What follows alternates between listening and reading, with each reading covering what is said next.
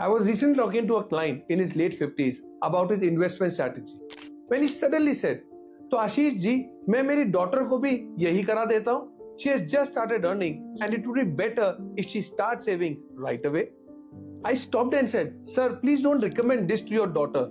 Your and your daughter's investment strategy cannot be the same. This is exactly what we're going to talk about in today's video. How to manage your finances in your 20s, 30s and 40s. But before that, let me say hi to all. Welcome to my channel. I'm Ashish Modani, and for the past 20 years, I've helped thousands of clients create effective investment strategies to fulfill their financial goals. By sharing my learnings and knowledge about finances and investments, I'm helping people to take control of their money. One of the biggest misconceptions people have about money is this. Once I figure out the right financial strategy, I'm sorted for life. But that mindset is exactly why so many people struggle to save enough for their goals or are always worried about money, no matter how much they earn. The thing is that life changes a lot every 8 to 10 years. In your 20s, you're usually single, you're just starting your career, living on a tight budget.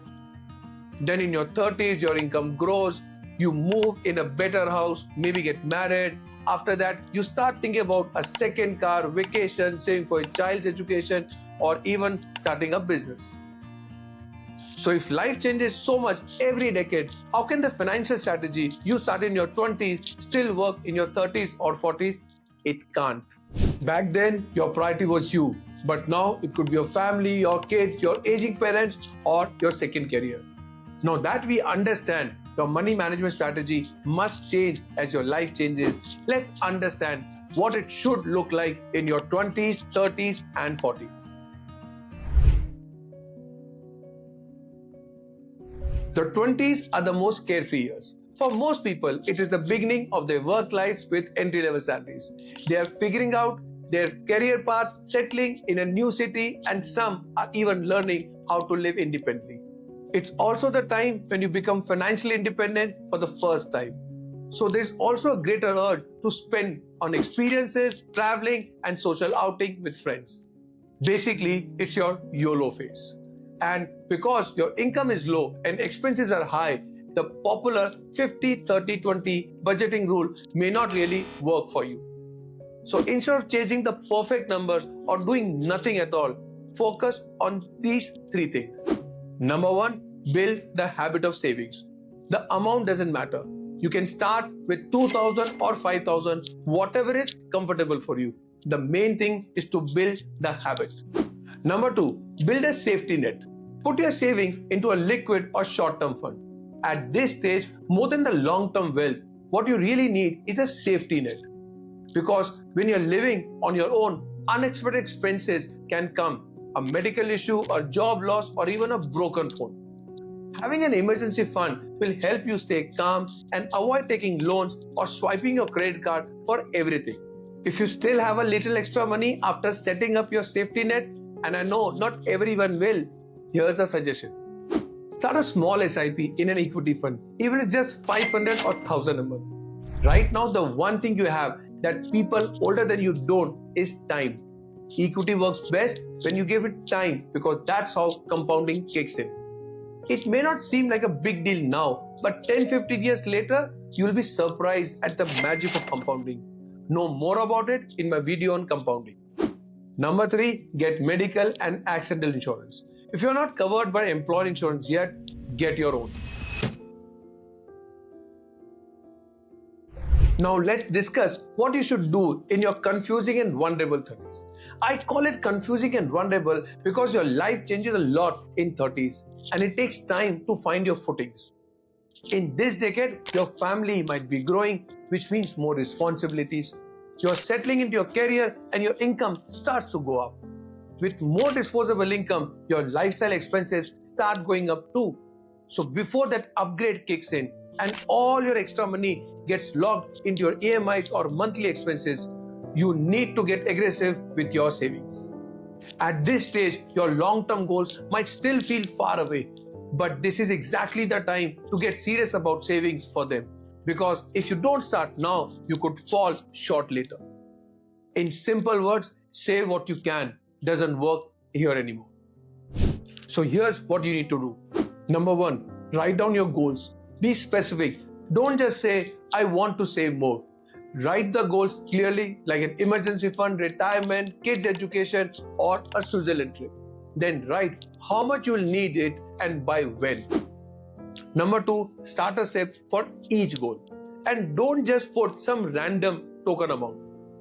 Since you now know how much money you need and when, do a backward calculation and figure out the monthly SIP you actually need to reach that goal. Number three, build an emergency fund. It was important in your 20s, but now it's non-negotiable. You have more people depending on you, your spouse, your parents, and maybe even kids. Make sure you park at least 6 months worth of expenses in your emergency fund and use it for real emergencies only. Number four, stay debt-free as much as possible. Avoid loans for lifestyle upgrades like a second home, travel loans, credit card EMIs. If you do so, you will waste your crucial years of saving and investing in just paying off your EMIs. The only loans you should be taking are a home loan or a car loan if they are truly essential. Number five, take all three insurances. Insurance is non-negotiable in your 30s. So get your own health and accident insurance because your company's policy might not be enough, or you may lose the cover if you change jobs. And if you're married or have dependent, take term insurance too.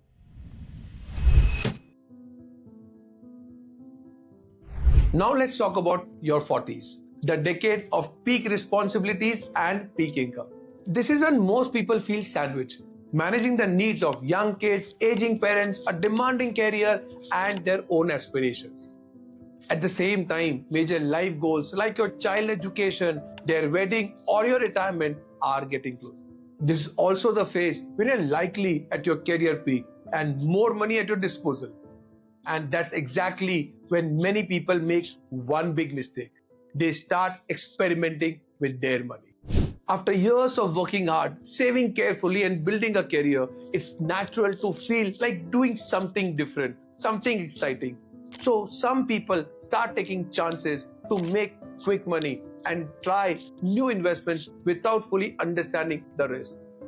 So in the name of diversification or chasing opportunities, they start investing in risky products or become overly aggressive. Now you might think, so what? I'm earning well, things are settled. But here's the catch. Your biggest life goals are right around the corner and they will need significant amount of money. That's why this is the time to stay balanced and not to get aggressive or too defensive. So here's what you should do. Number one, avoid taking unnecessary risks with your money. Be disciplined with your investments because at this stage, you simply cannot afford to lose money. Number two, stay balanced in your investment strategy. Have a mix of equity and debt in your portfolio as your goals are coming closer. Number three, review your insurances. Upgrade your health or term insurance if needed. So to sum it up, your 40s are not the time to chase quick wins or take unnecessary risks. This is the decade to stay consistent, focus, and protect what you have worked so hard to build.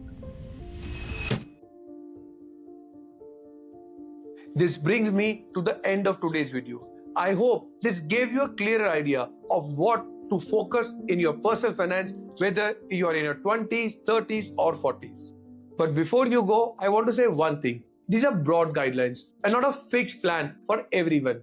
Your situation might be different, so take this as a basic foundation you should build on and then customize it based on your life and goals. And if you are someone who is heading into your 50s or 60s and wondering what to do, don't worry. In my next video, I'll be talking about how to manage your money in your 50s and 60s, how to stay prepared for the longest vacation of your life, and what your investment and disbursal strategy should look like to make sure you don't outlive your retirement fund. If you found this video helpful, share it with your friends, colleagues, or siblings who are in their 20s, 30s, or 40s. And don't forget to like and subscribe. See you soon.